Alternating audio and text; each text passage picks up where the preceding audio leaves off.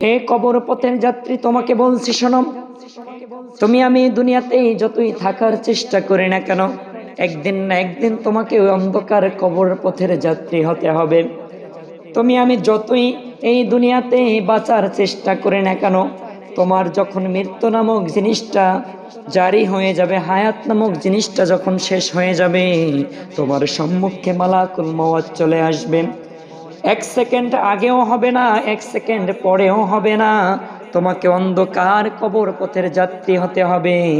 তুমি আমি মরণ থেকে যতই পালায়ন করি না কেন, তোমাকে ওই মরণ নামক জিনিস গ্রাস করবে। মরণ থেকে যতই পালাও, মরণ তোমায় লইবে ঘিরি। সুদূর আকাশ পানে যদিও পালাও, লাগিয়ে সেটাই সিঁড়ি।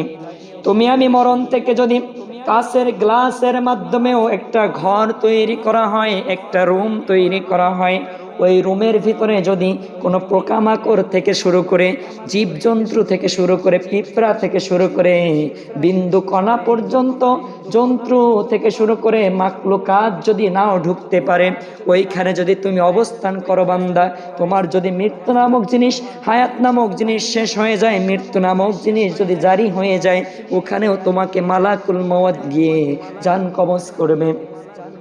তুমি আমি যতই থাকার চেষ্টা করি না কেন, থাকতে পারবো না রে ভাই। হতে পারেন আপনি বড় লোকের ঘরে বড় লোক, হতে পারেন আপনি কোটিপতি, হতে পারেন আপনি লাখপতি, হতে পারেন আপনি কৃষক, হতে পারেন আপনি ফার্মার, হতে পারেন আপনি ব্যবসায়ী, হতে পারেন আপনি প্রভাবশালী, হতে পারেন আপনি বড় লোকের ঘরের দুলালি, হতে পারেন আপনি রাজরানী, মহারানী, মহারাজা, কিন্তু আপনি থাকতে পারবেন না। আপনার আমার মৃত্যু নামক জিনিস যখন জারি হয়ে যাবে, এক সেকেন্ড আগেও হবে না, এক সেকেন্ড পরেও হবে না, নির্ধারিত স্থানে নির্ধারিত সময় আপনার মৃত্যুবরণ করতে হবে। হাজরিন ভাইরারে আমার, হযরতে সুলাইমান আলাইহিস সালাতু ওয়াস সালামের জমানায় মালাকুল মওত এক যুবকের জান কবজ করতে আসছে। এক যুবকের জান কবজ করতে আসার পরে মালাকুল মওত জান কবজ করতে আসছে হযরতে সুলাইমান আলাইহিস সালাতু ওয়াস সালামের দরবারে। ওই যুবক বসা, ওই যুবকের দিকে তাকিয়ে আছেন হযরতে আজরাইল। ওই যুবক দেখে ভয় পাচ্ছেন। হযরত সুলাইমান আলাইহিস সালাতু ওয়াস সালামকে ডাক দিয়ে বলেন, হে নবী আমার সামনে এক লোক বসে আছে, আমি তাকে চিনি না। তিনি আমার দিকে এমন ভাবে তাকিয়ে আছেন, আমার দেখলে ভয় হয়। আপনি আমাকে একটা দূর দেশে পাঠিয়ে দেন, আমি ওইখানে গিয়ে অবস্থান করতে চাই। হযরতে সুলাইমান আলাইহিস সালাতু ওয়াস সালাম, হযরতে সুলাইমান আলাইহিস সালাতু ওয়াস সালাম বাতাসকে হুকুম করলেন, হে বাতাস, তুমি এই যুবককে ভারতের হিন্দেশে পাঠিয়ে দাও, ভারতের হিন্দুস্তানে পাঠিয়ে দাও। ওই যুবককে বাতাস চোখের পলকে ভারতের হিন্দুস্তানে পাঠিয়ে দিলেন। মালাকুল মওত এসে ভারতের হিন্দুস্তানে হাজির হয়ে গেলেন।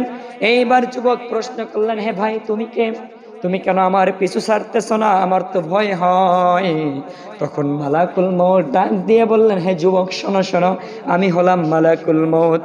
ওই হিন্দুস্তানে বসে ওই যুবকের জান কবজ করেছে। জান কবজ করে এবার হযরতে সুলাইমান আলাইহিস সালাতু ওয়াস সালামের দরবারে হাজির হয়ে গেলেন।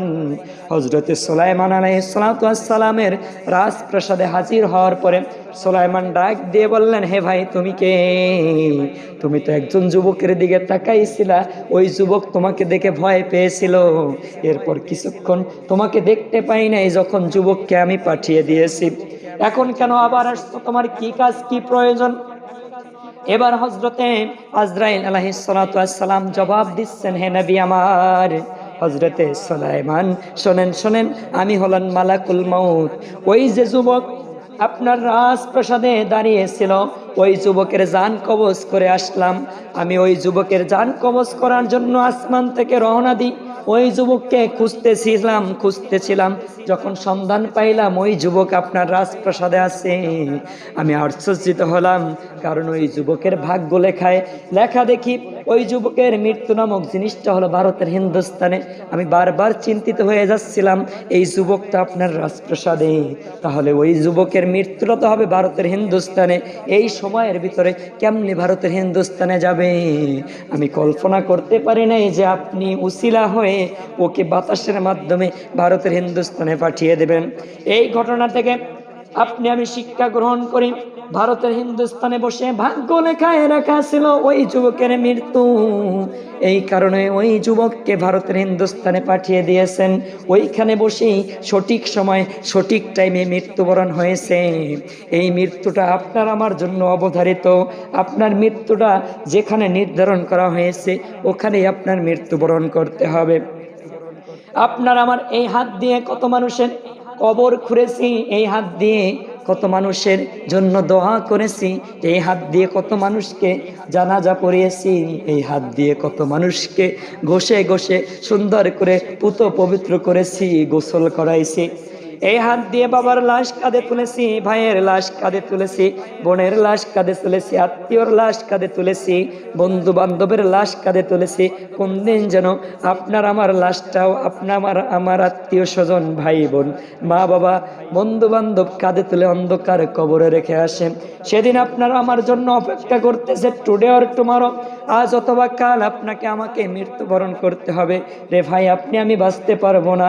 আপনি যখন মৃত্যুবরণ করবেন, আপনার ওই সন্তান, আদরের সন্তান, যেই সন্তানের জন্য কতই না কষ্ট ক্লাস করেছেন, ওই সন্তান আপনাকে ঘর থেকে নামায়া দেবে, খাট থেকে নামায়া দেবে। ওই যে লাশ মানে নাই, আপনাকে নাম দেওয়া হয়েছে লাশ মানে কিছুই না, কিছুই না, কিছুই না।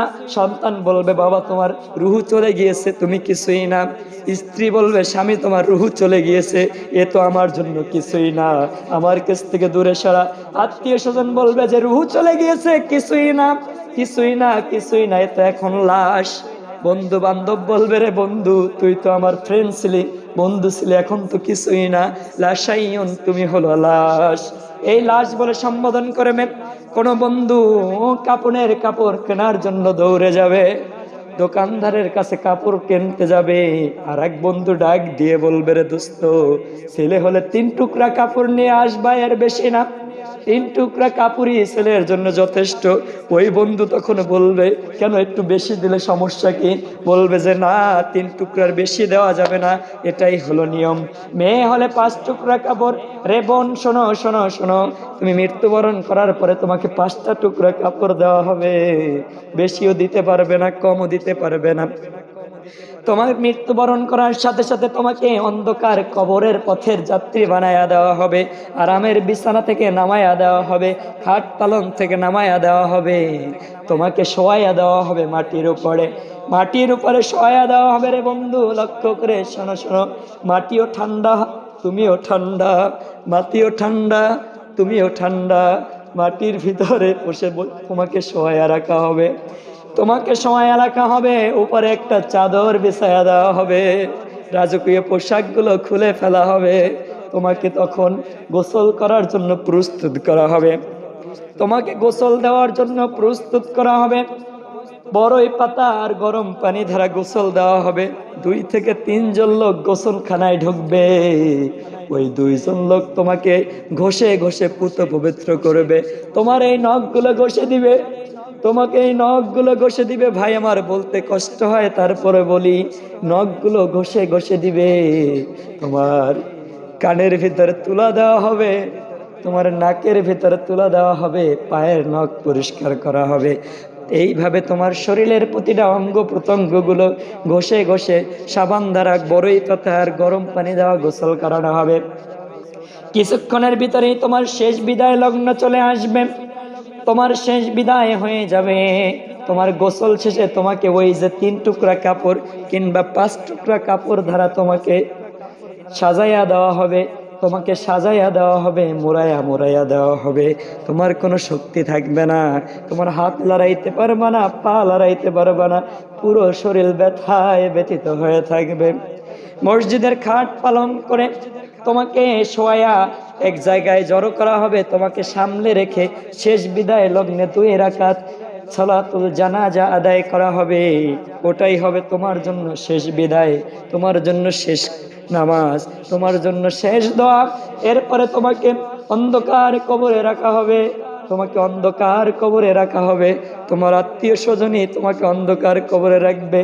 তোমার সাথে 2 জন লোক নামবে, 2 জন লোক পায়ের ধারে মাথার ধারে থাকবে। এক সময় তারাও উঠে যাবে, তোমাকে কবরে ওই একাই থাকতে হবে।